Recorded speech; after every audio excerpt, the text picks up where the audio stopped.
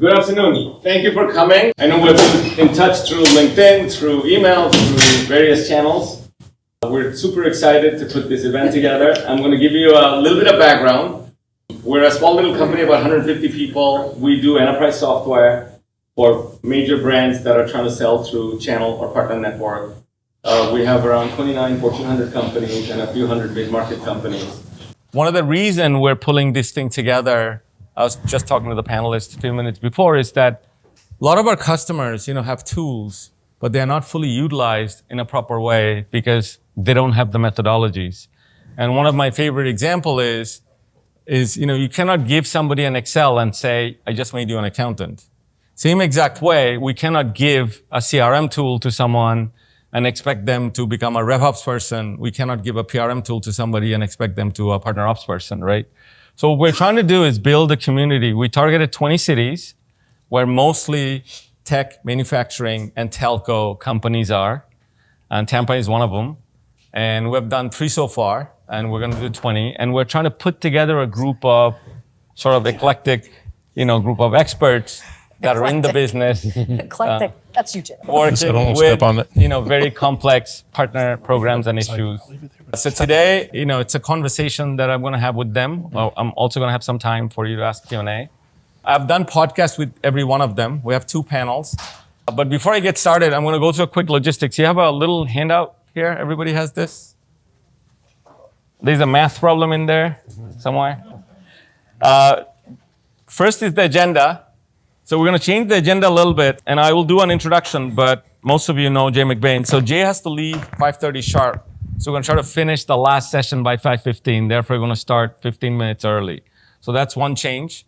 But other than that, we have 2 panels, roughly about 45 minutes each of these.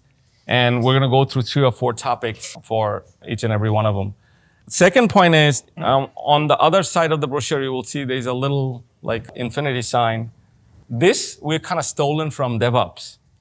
When you look at the development lifecycle, which is in general plan, build, etc., there's a whole how you develop a software.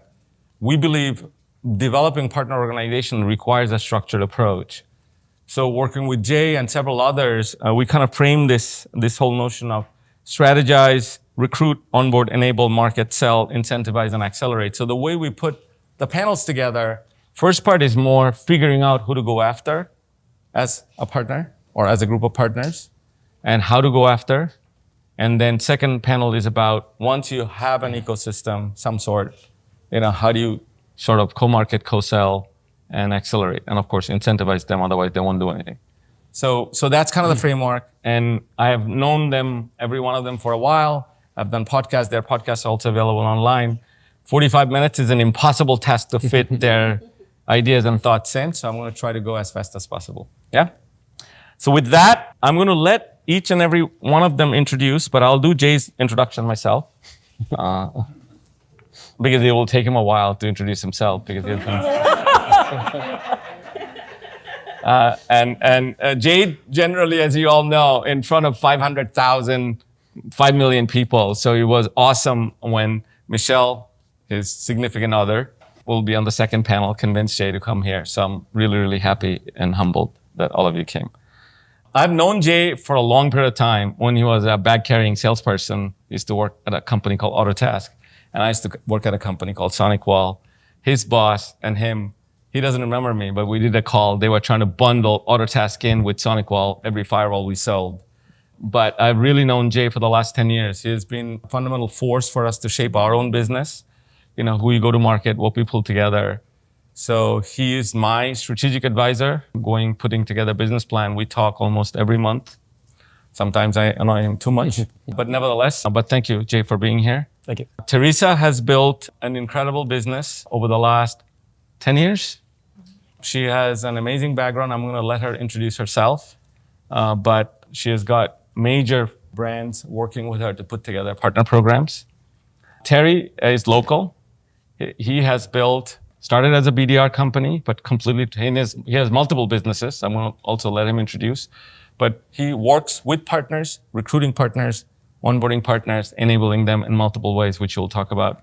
And Amelia I've met recently online.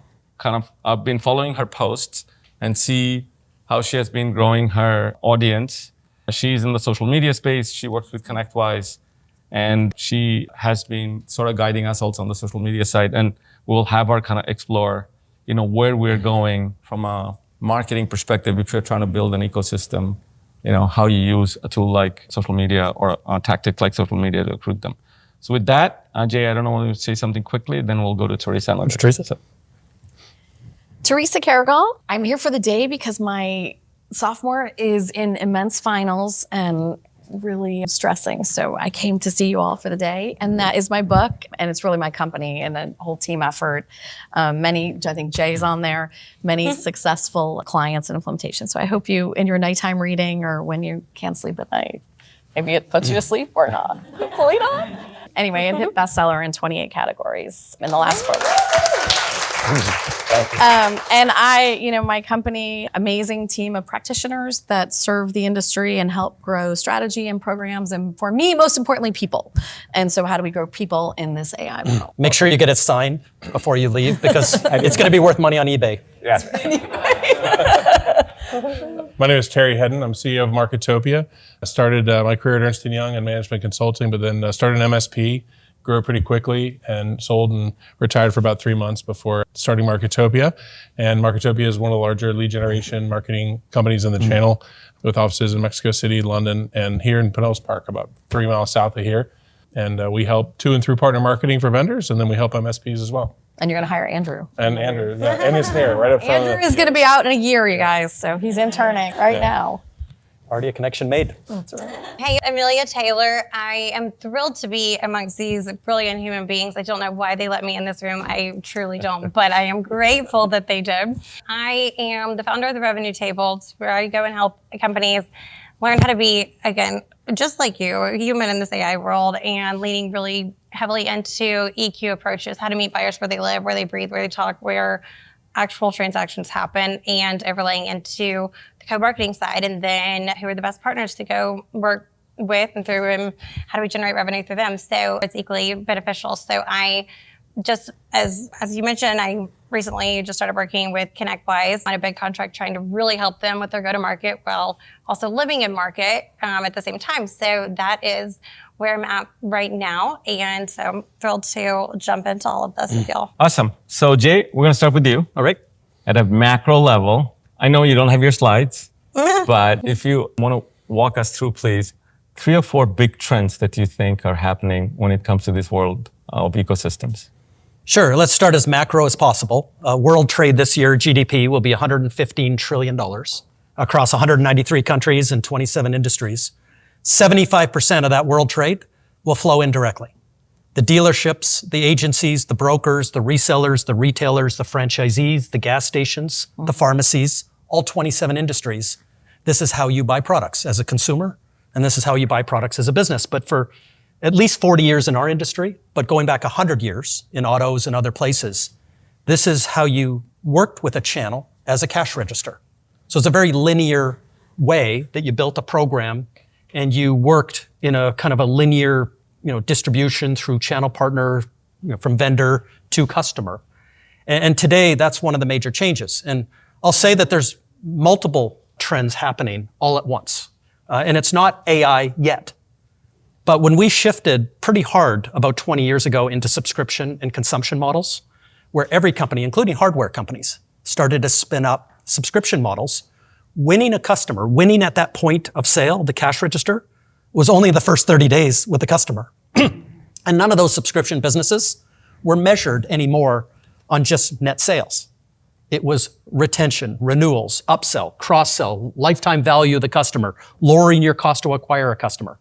What started out as SaaS language became language for an industry. At the same time, we started watching demographics shift. 7 years ago, we predicted that we would have a millennial-aged buyer as a majority in our industry, the tech industry, this year. And it happened. 51% of the $5.4 trillion in our industry is now bought by people born after 1982. So this is a different buyer. I was Gen X, and when I was passed down from baby boomers, a lot of the same psychology, behaviors, a lot of the same buying motions and your journey remained the same. The criteria remained the same. And this very much changed with the next generation. And If you've worked with millennials, if you have millennials in your family, you understand there is a different psychology. Digital first, digital only. 75% of them don't want to talk to a human.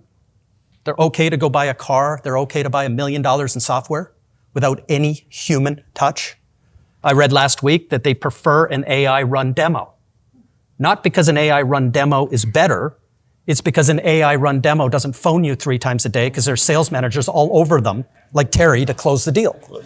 So this is a different psychology, different buyer, and absolutely a different world. And they're okay moving away from this single throat to choke or that single trusted advisor that we've had for so many decades. And today, according to McKinsey, they love to have 7 people around them and buy 7 layers of best-of-breed products. They're okay having 14 layers of chaos in the 28 moments before they make that decision. And when we're moving out of this linear model, there's no way to manage from a linear point of view 14 things inside 28 moments, inside every one of the millions of customers in your TAM. It's chaos. So you start to think of non-linear network effects and other ways. And these are the big changes that are happening now. And right at this moment, AI becomes the 3rd major 20-year trend that now has the power of doing this at scale. So we're getting to talk for pretty much the first time about partner ops in this world of now having the tools available to manage chaos and to get out in front of your competitor to do it better, at least 10% better than they can. And that's why, one of the words that we're hearing more and more called orchestration. Because, in an orchestra, you have a conductor, but you have multiple, instruments that are playing in tune. And it requires an enormous level of sophistication to, make it run in a flawless way. So when we think about, you talk a lot about partner DNA in your book. 10 years ago or 15 years ago, when we're pulling an organization together, let's say for $1 billion company, right? It would be very linear and very structured and very predictable. You would have a hierarchy, you'll have field marketing, you'll have field sales, you'll have inside sales, you'll have director of territory. How is that sort of organizational DNA? And other than the emotional pieces that you talk about, can you walk us through the framework first and maybe kind of talk about where things are going? Sure. So as you were saying that, I was thinking about NVIDIA, and they have 12 different partner tracks, and they have the most incredible strategic alliances that they are building like none we've ever seen before, with countries, with large enterprises, with service providers. So I think we're going to see these new, very complex relationships that have multiple companies at the table with very complex business models. And so it's quite exciting. And then you're seeing AI get used, to streamline processes like what he's talking about. But the thing that is so exciting to me is how you get to use AI to reinvent something. You get to use AI to completely innovate something. And that is where, pioneer now. Start getting into these things now. Any entrepreneurs in the room? Oh my God, look at this. Right, it's good for us. These are entrepreneurs. Any millennials in the room? All right. Did you agree with what he said? Kind of, sort of? I'm a last year Gen X person. You're last year Gen X. You're Gennial. But Teresa, She does have different psychology, behavior. Yes. She's a good, yes, exactly. But going back to the whole framework, partner DNA, can you talk a little bit about what that is? Oh, sorry, I got excited about other things. How it was about 10 years ago and how it is evolving now. Yeah, I think now what we were just talking before is you are seeing the partnering conversation at the CEO level now, at the board level. When I ran partners and channels, it was like a fight to get the CEO to understand what you were talking about. What's a channel? What do you mean? It's 20% of our business. Who cares? And now it's like, if you really want to be a SaaS company in this era, if you don't partner, it's not going to work. And so to me, that's the biggest fundamental shift. And it's not just in the tech industry, it's across every industry. And so then you start to say, okay, if I have to learn to partner, well, I have to learn to partner with my customers. I have to learn to partner internally, because if you want to partner externally with partnerships, you got to learn how to do it inside of your organization and at the executive level. Yeah, right? So this notion of cross-functional teamwork at the executive level is like nothing we've seen before. And by the way, the companies that are doing it well, they're killing it. The companies that are struggling, like you start to see their numbers show. And then you peel away the onion, you hear about the misalignment, you hear about what's happening internally in the cultures. And so that excites me that that's happening. And that's happening in small companies and that's happening at huge organizations. And we're not going to comment about politics in this country. We're not talking about anything. No politics today, right? No. I live in DC, so every local politics is national politics. That's what we talk about all the time. So, but we'll come back to a little bit of the internal dimension, that's evolving. But I want to go to Terry. I know you work with a lot of tech companies. From a go-to-market strategy-wise, because we're kind of on the strategy theme for a bit, what do you see how people used to come to you saying, "Hey, I want to do recruitment," versus what are they seeing now? Is the target list the same, or is the target list different? Like, how are they talking to you when it comes to recruitment? I think it really depends on the maturity of the company you're talking to and the person you're talking to. An immature channel leader, channel sales leader, or marketing leader is going to focus on the top 10% of partners and say, how do I get more of them? I want this 100 and up employee count for an MSP. And you're just like, the way this industry really works. I think the more evolved channel leaders understand the importance of the 80%, trying to come up with different tiered partner programs where you get that top 10% and you reward them and they're self-sufficient and they have a huge installed base. But the real power of the channel comes from how far down that, stratosphere of size can you get them to buy in and represent your products and generate demand for them and successfully sell it. So I think that answer really depends on the maturity of the person you're talking to, ironically. And we built a business literally around trying to turn the 80% of partners that aren't performing into performing organizations, because that's where the power of at least the technology channel is how do you get the guy who's not a marketer, not a salesperson, to successfully get a lead and close it. And that's where you can start to, create a 75, 80,000 person sales organization, with a 5-person channel sales team, and really start to see incredible success and achieving a goal. So I want to stay with you just for a second. So when you think about, I'll simplify and we'll come back to Jay eventually on this, but if you look at partner type, at least in the tech space, tech or manufacturing space, you have affiliate, which is the simplest, most relationship. You just refer a deal. Then you get some sort of a consultant that is a little more involved into the deal, designing, deploying, doing something. Then you get the next level down, somebody's possibly reselling. I'm not talking about the online e-tailers, but someone actually going in, deploying solutions. Then you get into system integration business that are actually discovering the processes, redesigning. They may not do the first 3. They may do the third one.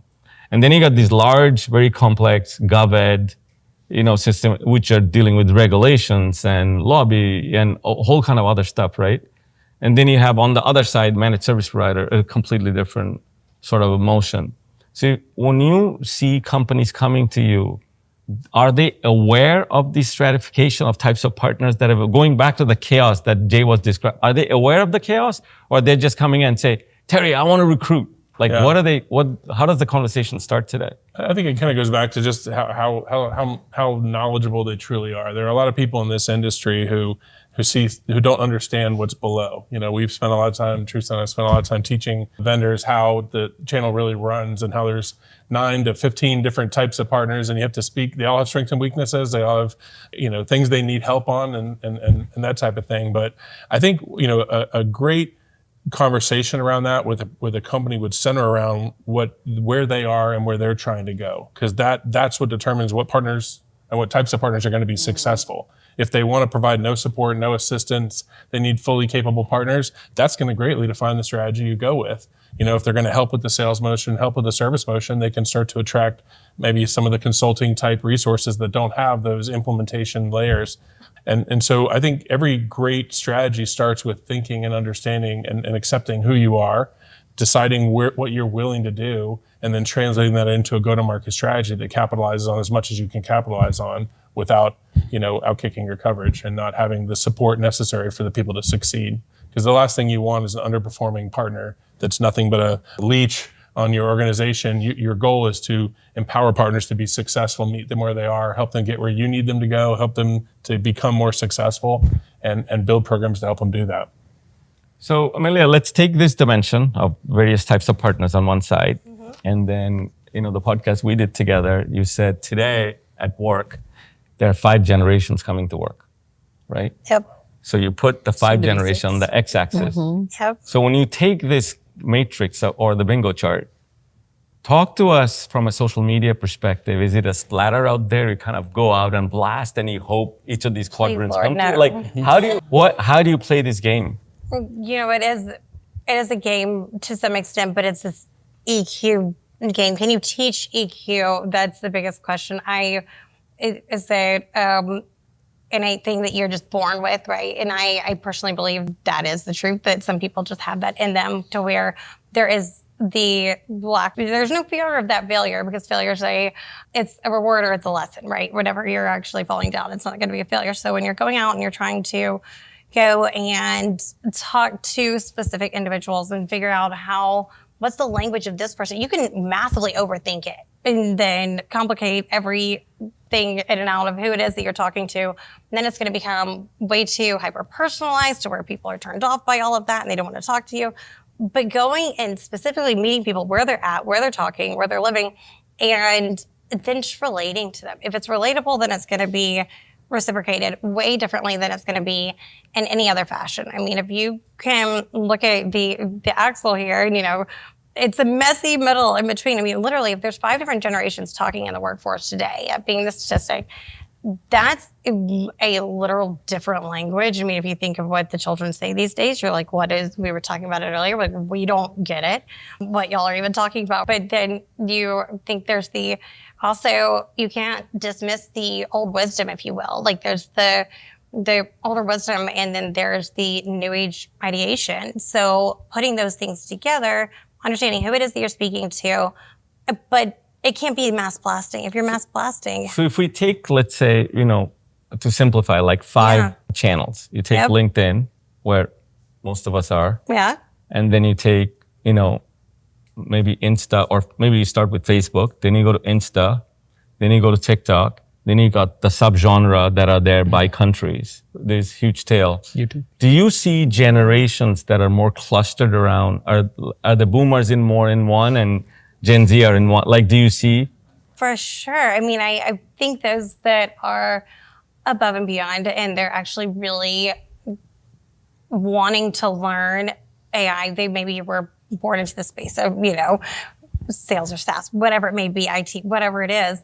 They're probably on LinkedIn. They might be more of the younger generation. Great. But that's could be far and few between. We don't know. But yeah, Instagram, there's people who are making a plethora of money who are going to be right there, who are going to be younger, and they are, I think that's kind of vast there. I would say older generation is going to be more so Facebook.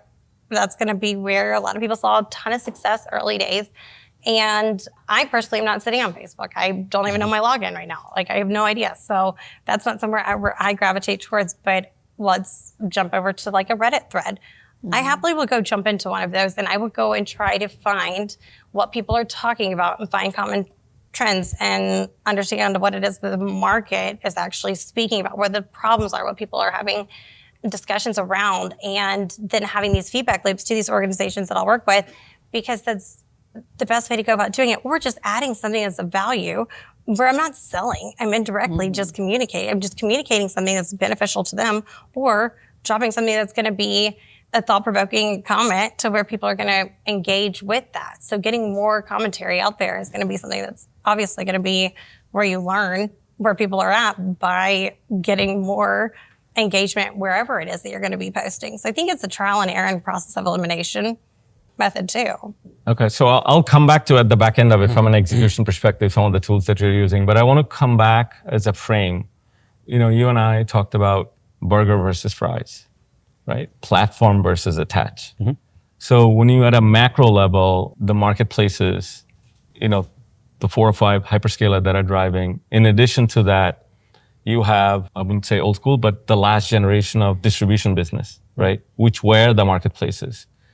And they're evolving, certainly, right? Every one of them. And then you look at platforms, right? Whether it's the security platforms of Zscalers or Palo Alto and the attach. So when you take those, maybe, I don't know, what are they called? Universe or solar systems, whatever you want to call them.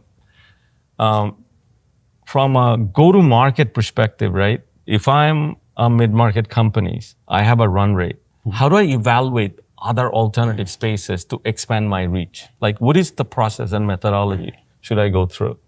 Yeah, major trend on platforms. Every time I'm in Vegas, somebody rents out the sphere and puts the word platform on the back. So a lot of discussion and a lot of confusion out in the market what platforms are. Interestingly enough, I'm going to go back to partner types because it leads to platform. We talk a lot about partner types in the past. I got VARs and I got MSPs and SIs and ISVs and this whole Venn diagram. But there's more than 20 types of partners. The change that's happening now, huge trend, is these are blending together more than ever before. The average partner, by the way, you could take a marketing agency. 78% of them are now tech services companies. You can take an accountant and CPA firm. 81% of them are now tech services companies. You got to go to page 4 of their website to see they'll do creative work for you or do your taxes. So in a world that everyone is watching the tech industry grow at 8.3%, as the world grows by 2, everybody's coming in. Tens of millions of people are joining the channel every year. And the partner types are starting to proliferate. So what you do is you reorient around the customer. There are a set amount of measurable things around the customer. 28 moments before they make a decision, the point of procurement, provisioning, and then the implementation, integration, manage. You can actually watch it around the customer. So when you go back and ask millions of partners, tens of millions of people, 56% of them are now doing consulting and charging for it. Over half are doing design and architecture work and charging for it. A third of them look like SIs. They're trying to compete with Accenture. And you got 67% of them doing managed services, almost everybody. And 44%, and this is the most surprising one, are building software. I'm not okay just being over on the services side with the 7 people. I want to be part of the 7-layer tech stack. And I'm not building software to compete against Microsoft. I'm trying to be layer 7 of compliance. So I'm trying to be on both sides. So the average partner in the world now checks 3.2 boxes. So any company who's trying to categorize or classify partners is losing. Yes. You got to measure the moments. And now the number one thing partners are asking, this is another change after 44 years of asking for more leads as the number one thing. The number one thing partners are asking vendors for is to recognize us outside of the transaction. We do all these wonderful things, and you're just not measuring. You're not incentivizing. You're not recognizing us other than just being a cash register. We're not a McDonald's location. We're not a franchisee. We actually handle the whole customer journey. So this is changing, and now this elevates in platforms. So the company I'm going to tomorrow, Fortinet, I had a chance in Vegas last year. They rented out the Sphere. We're at the Venetian. They got $1 million a minute to put the word platform on the side of the Sphere. It looked really cool, but I had their CEO, CFO, CIO, CRO, CMO, 5 of them on a panel. And as an analyst, a cheeky analyst, I got to ask each one of them, you rented out this thing, you got platform signs everywhere. To Fortinet, who sells a lot of firewalls, what does platform mean to you? We got 5 completely different answers. The biggest partners in the world were in the hallway after kind of scratching their heads going, I think the CFO had the best answer. And you get one answer that, it's a UI, UX on top of all these disparate tools. It makes it all look beautiful. What was the CFO's answer? That's a product answer. Okay. The other answer is, it's a pricing bundle. We've acquired 1 million companies, we've got 1 million different things, and hey, you can all have it for $100 a month. It's a pricing bundle. What they don't understand, and now they do understand, is that platforms are synonymous with partnerships. In an integration-first buyer, which we now have, they'll buy a product 80% as good as the next product if it integrates better in their environment. 79% of people won't buy a car today unless it has Apple CarPlay. You need more integrations than your competitor. You need more services and channel partnerships than your competitor, the 7 people who surround the customer. If you're in cybersecurity, which this company is, 91.6% of their business goes through the channel. There's no go-to-market strategy outside of the channel to win. But if you're in MarTech, it's 10%. You don't need resellers, but you do need the 7 people. Over here, you need alliances with the big hyperscalers, with the big SaaS platforms. You got to play friendly, even with competitors. You got to compete in the morning and then partner in the afternoon. And then over here, you need the go-to-market pieces, the co-selling, the co-marketing, co-innovating, co-development, co-keeping. So it's a really complex thing, but it's all partnerships. So for the companies that are going to win, and half of the Fortune 500 cycle every 20 years, half of them go bankrupt or get acquired. In that cycle, the ones that miss this platform moment, that it's all about partnerships, are not going to succeed. This year, I'm going to the same event, with the same, tens of thousands of people, 3 days ago, they fired their channel chief because they weren't pushing on the platform enough. And all the people that were in the audience said, listen, you're not creating this 5 different part platform fast enough. I don't care about your product. I don't care about the pricing model. I care about how you fit, because the cybersecurity stack today is 7 layers. And I want to know how you fit in that 7-layer stack. And I'll buy somebody 80% as good as you if it fits better in terms of what I'm trying to do. So this platform thing is missed by probably 90% of the people I talk to. And it's hard to do. It's very hard to do. So I want to build on a couple of words you said. You said you have to know your customer, right? Then you have to put the solution together, and then you got to pick the partners, right? In that order. So going back to building this organization, because some of us that came from the channel, the way it used to happen, you kind of threw things out, you went to a bunch of trade shows, and then you had, someone dial, whatever, $8 an hour to get a partner on a call at that time, right? How do you, going back, understanding, how do you work with a C-level or organization to putting these go-to-market strategy together, figuring out the customer, figuring out the solution bundles to buy, figuring out these plethora of options of that I have to reach that customer, figuring out whether I'm a MarTech stack or how do you pull that thing together strategy-wise? What is your process? I mean, at the executive level, first of all, it's understanding where they are in the journey. Many of these executives, and partnering is not a sales initiative, right? The whole executive team has to understand how to partner. So we spend a lot of time at the CEO with the C-suite, educating them on partnering. And then they come to their own conclusion that they don't have their strategy right, that they don't have the right partner types, that they don't have the right business models for the partners. So that is one way. The other way is we come up through the channel chief and the CRO.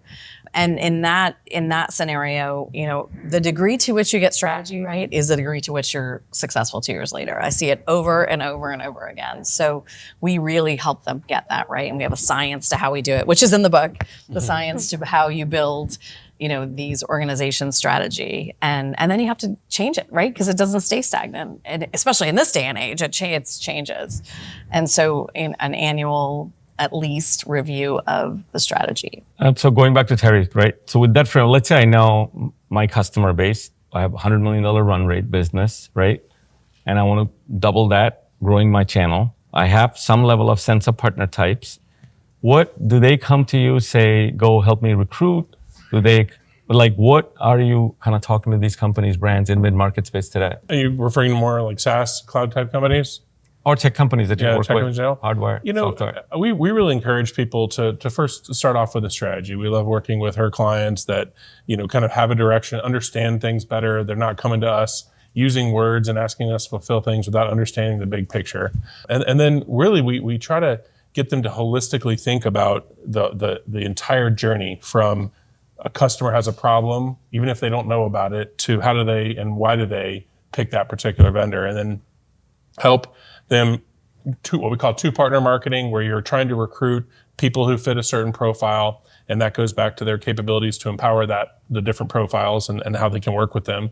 And then we really encourage them to continue down the path and say, okay, what about through partner marketing? What about enabling and empowering partners to prospect on their own, sell on their own, and service on their own? Whereas so many companies really focus on the implementation and the service side without understanding that nothing happens until someone gets a lead. Right. And so we really encourage people to go, to come up with different programs based on the criteria, the maturity of the partner and the type of partner they are, and meet them where they are and give them what they need to be successful.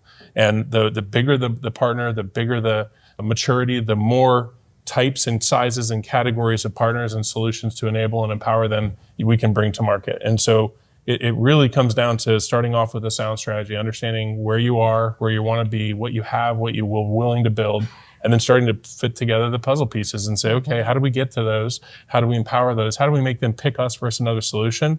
And more importantly, how do we help them win in the market? Because just because you have the best solution and the partner wants to sell it doesn't mean they will. And the successful partners, in my mind, are the ones who get that it's a true partnership. It's not about building an army of implementers. It's really about building an army of salespeople that are supported by implementers. So Amelia, going to you, let's say I know my target. Let's say I'll pick a couple of random ones. Let's say point of sales resellers that could carry my product. That's a group I want to target. or I want to target, some Shopify consultants that are implementing Shopify Storehouse, right? Two different audiences, different motions. One may be just working from home, consulting, another one is established business, right? From a social media perspective, if I want to use LinkedIn effectively, how can I take these two audiences and target, start increasing engagement? I think the biggest thing is, I've thought about this for myself recently, where I've looked at my LinkedIn and I'm like, okay, am I generating content that's actually for my audience, that is going to be the people that I want to target, that I want to be working with, that I want to engage with, that I want in my circle, that I want in my corner? Going back to what you're saying, it is very much so understanding that they might not always be on LinkedIn too. So that could be where maybe some of these Shopify partners, they're not just living and breathing on LinkedIn. Maybe they are in this one community and it's a Slack group and they are always there, and that is where they communicate with every single soul. And they are, if you think of it, what is it, 81% of people, they've already made up their decision about what they're going to be doing prior to coming to anyone in sales. So people are avoiding sales in any capacity. Knowing that you could still go be human to individuals is going to be the outlier through and through and through. I don't care what kind of AI comes up. You still need humans to show up. You still have to. But enabling humans and enabling people with tools, two different things. So if you can go enable people to go and be in the right places where people are understanding, again, process of elimination there, where you have to go figure out where people are not to figure out where they are, which is going to be the best solution too, because you don't understand that these people could be all millennials. They could all be baby boomers. We don't know. So knowing that complete, the ideal persona right there, knowing who it is, and then as an individual, not just as let's say as a person, not a persona. Let's switch that word up. So more so at that person level, and knowing, okay, I can go speak to them specifically about how this can be beneficial for them, or curiosity is going to be your biggest driver in everything in life. I live and die by that totally. Asking the right questions is going to get you to the promised land that you were trying to get to. So having that curiosity mindset of when you do go figure out where they are, if they're on LinkedIn, different groups they might be a part of, and figuring out, okay, here's where the best engagement is happening. And then having the analytics and figuring out the data of where people are talking, because then that's how you're going to know what to eliminate, right? If you don't have data, you have numbers talk and data speaks. So you have to have that to back up anything. But it's got to boil down to even having, let's say, if you're in an organization and you had a SWAT team. I'm a firm believer in this too. You have a SWAT team and you say, okay, here's some people who really get it. They get it on that EQ level. They get it on that person level. They get it on a level that's not just let's go reach out to everybody and see what happens. Let's just throw away every lead that we possibly could have. And our partners they will not stand us whatsoever. So one question I wanted to quickly ask here, how many of you registered based on emails that we sent out? Can you raise your hand? I love that. Oh. One person. Right? That makes the point. Good save. None of you came here through email, and we sent emails. And so the reason, we had Amelia join the panel is that I think a lot of us, we at least see in our customer base today, there's a propensity to send out large volume of emails to their partner base, because we're a partner relationship management system, right? On a monthly basis, we send out close to about 1 billion emails from our platform. And use of our social media tools, we have a social syndication tool, is at a fractional level, because the partner organizations are not aligned to pump content to the partner base. So there's a big disconnect where we are as a society, how we consume content versus this small, medium, large brands, how they're doing outreach on the partner. That is a huge missed opportunity today. So I want to... I can close on kind of everything you just asked. You started the last question by saying, listen, I've got a product. How should I sign up these point of sale, folks that can carry my product? So I sat on the board of the RSPA, the Retail Solution Providers Association, the people who resell cash registers for the last couple of years. And they watched their entire business implode in this new era. And I got an inside view of exactly how it happened, because really smart people looked at all the partner types, looked at the point of sale, and got fixated on, hey, I've got something that can sell in a restaurant, hospitality, retail environment. I'm going to go to the point of sale. And here's the event, Retail Now, and here's the people, and here's the 10,000 socks I need to give out. And this cohort of people, many of them like 80 years old now, because they've been selling cash registers for a long time, absolutely failed against companies like Toast, Clover, Square, who signed up 0 resellers, who never became part of the association, and understood the deals were done at the consulting stage. Yep. So if there's 7 partners or 7 trusted people around a restaurant talking about your management, your staffing, your billing, the increase in cost of food, and all the million things going on, your entire business and the way you're going to see AI is through Toast or through Clover. It's that platform. And I don't need any resellers. In fact, in SaaS, it's only about 20% resold because of that. If I take 365, Microsoft, and Adobe Photoshop away from that, it's 10%. The deal is done many moments, about 10 moments before the point of sale. So I just need the 7 people there. By the time it gets to the point of sale, I've already won. I just need to execute direct or through a marketplace or whichever way the customer wants to spend. And these industries are getting disrupted by subscription consumption, now AI businesses that understand it's not really about the point of sale. And if you're selling, a laptop, or if you're selling a firewall or something, there's still decisions made at the point of sale, but you have to understand how many decisions in a 7-layer stack under Zero Trust or SASE or NIST or whatever were made 10 to 15 moments ago, and you quickly realize you don't have any of the 7 people that were in that conversation. So this brings this full circle in that this is a huge change. And if you don't move from this linear point of sale model and all your margins are there and the whole economics of partnering sit there, into this new moment of recognizing how important the 28 moments are before that and moving the money back there and incentivizing every one of those co-selling which you call moments. point of value. It's the moments that lead up behaviorally to you buying a car, a mattress, or any considered purchase, $1 million in hardware, software, point of sale. Those 28 moments are pretty much human psychology.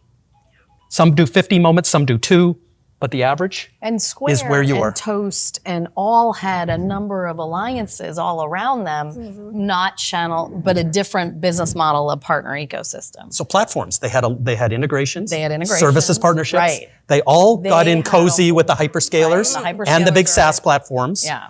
And whether they won the payment part of it, even whether they Right. won the iPad part of it, there's so many parts Right. of the platform, they didn't care.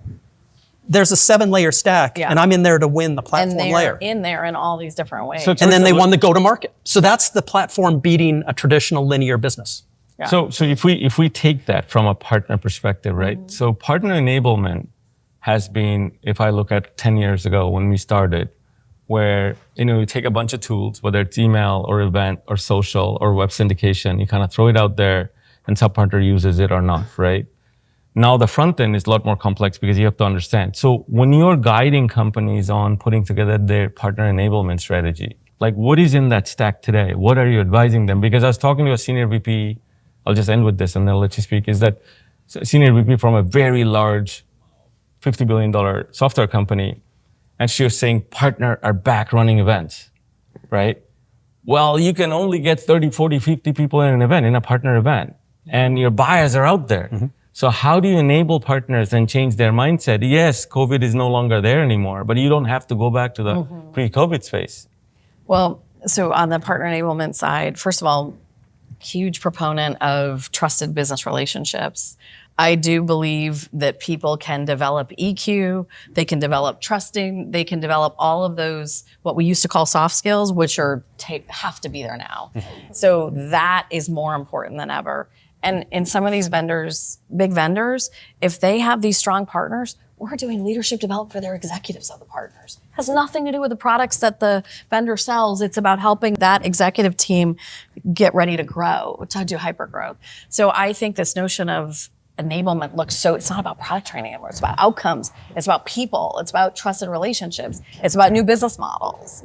So that, no more product, a lot more on all these other pieces. And then the second piece is community. You lead the communities at TD SYNNEX, and communities, hyper communities like AWS, like TD SYNNEX, where you go and you can have micro communities within that. That is going to be the way of the future. Of course, these are online community, but these communities are more important than ever. And it's not just the LinkedIns, it's not just the Instas, it's our specialized communities. So communities are really, really important. And then don't teach any more product training. Don't teach anything for the sake of, make it about the impact, make it about the customer, make it about use cases. AI, the best way to teach AI is to show them use cases. Show them how it's done. Show them a success story. Show those, and then people get it, and then they start thinking differently about AI. So You from can tell I'm hot on AI. enablement, all these MDF, right? They're Yeah. still kind of there, right? Top Yeah. 2% of contra revenue, which most of the large brand and distribution plays a huge role. Yep. What programs do you see they're putting together? Are they the same all? Are they new? Like what's happening in today? So it's an interesting thing because it's actually this is more of a humbling moment you're going to hear me say. So we were launched as a digital agency, and we initially focused on the MSP, the reseller level, because I knew that everything comes out of the last mile. At the end of the day, someone's got to buy something, and it's not the partner for many vendors, obviously. And the humbling thing is that I built this engine. And my partner and I built this amazing engine. We were teeing up salespeople thousands of times a month, like literally on the phone with a qualified sales prospect 1,000 times a month or more in 6 different languages, right?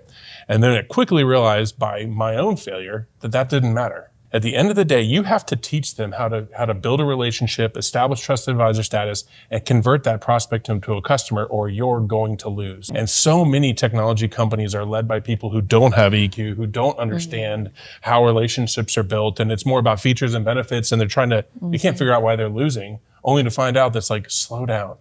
Show up early, bring them a cup of coffee, Right. invite them to lunch, basic human relationship building skills. And we're finding that at the vendor level, where we're teaching them how to build true relationships with partners, even though they are superficial and they are virtual and they are a millimeter deep.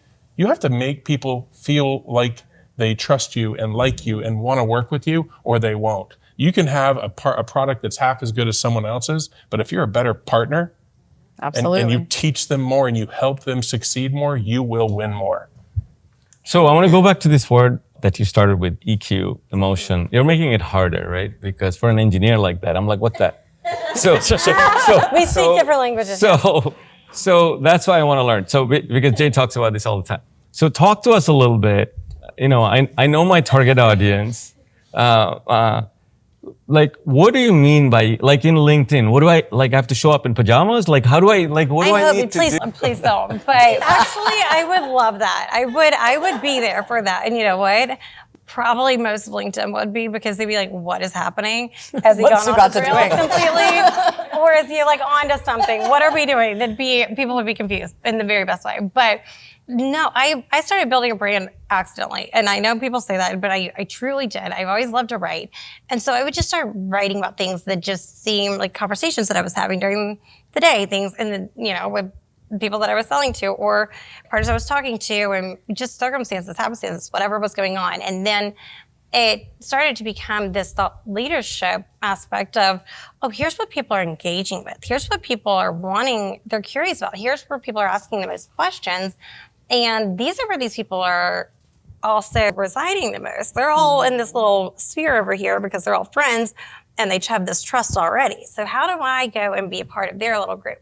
How do I go incorporate myself into their sphere of this trusted advisor kind of status, if you will? Advisor is kind of a tricky word, but trusted leader in the space of whatever it may be.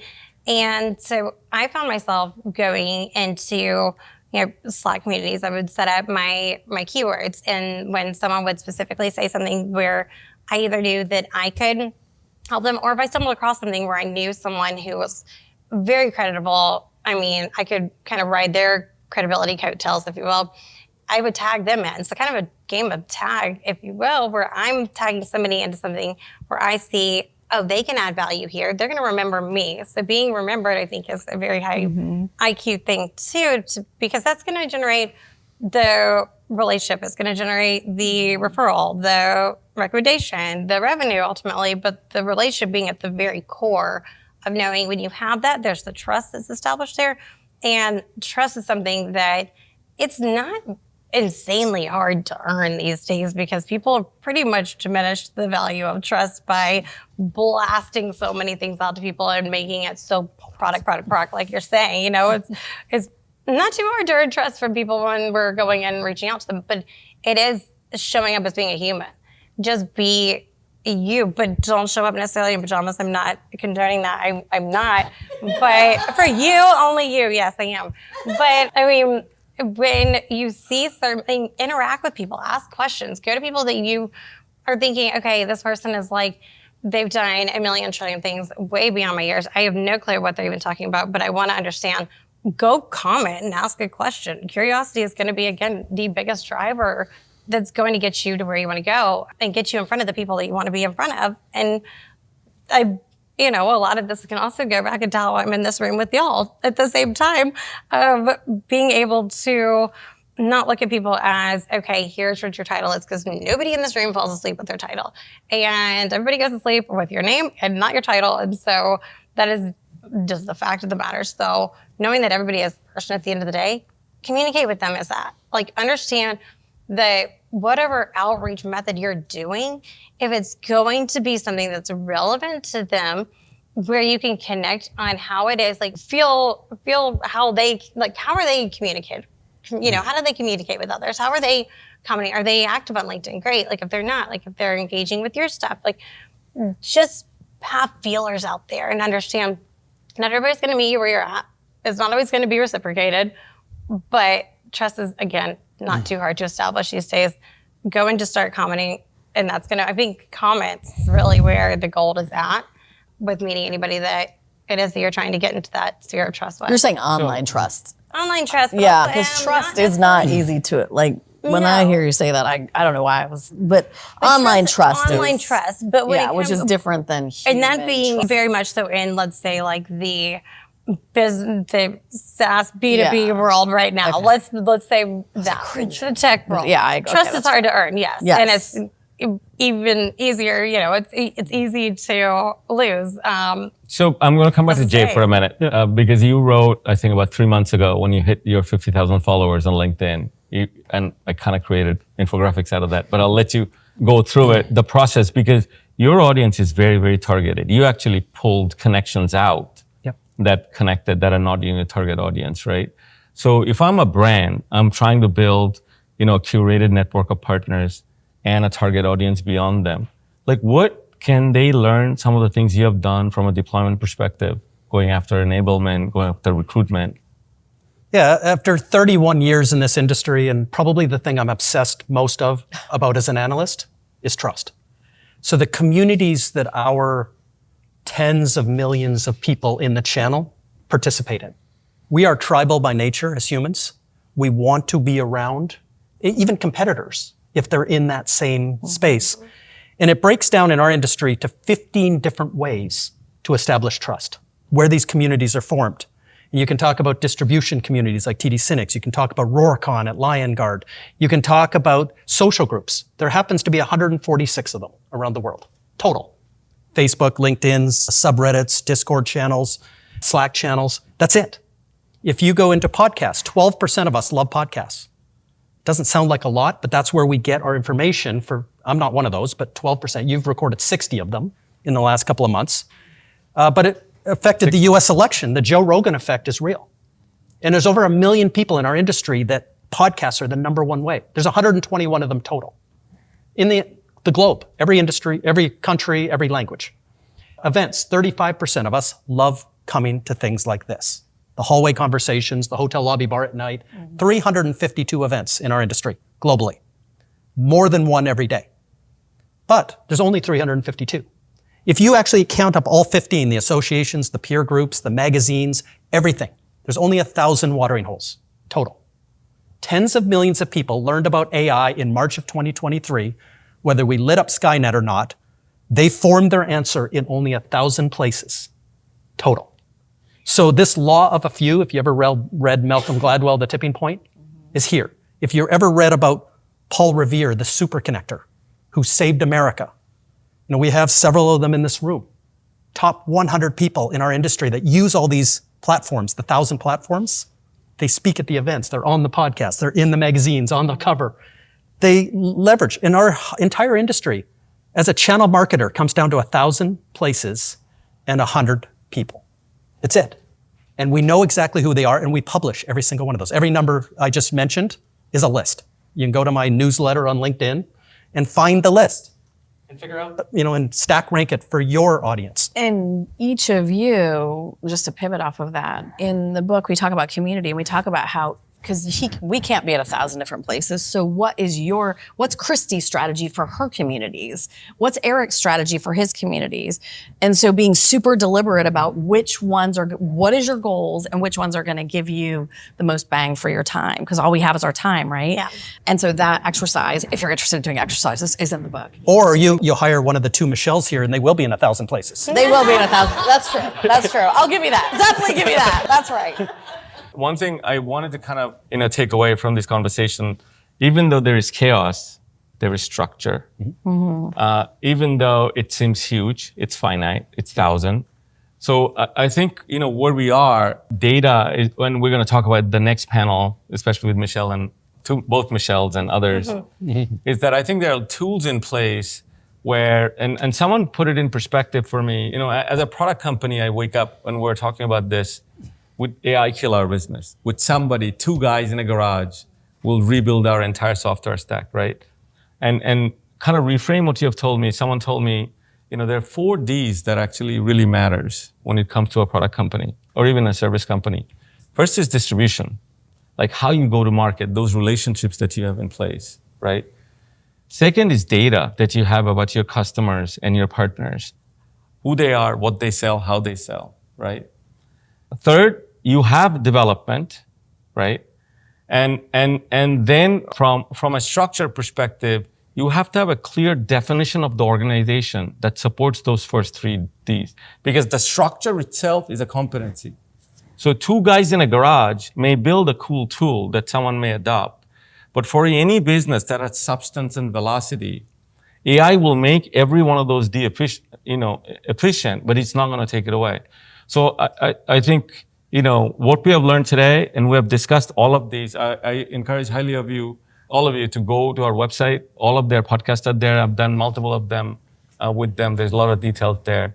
But thank you for being here. And they can AI it to get the top 3 points. That's right. Yeah. We can summarize.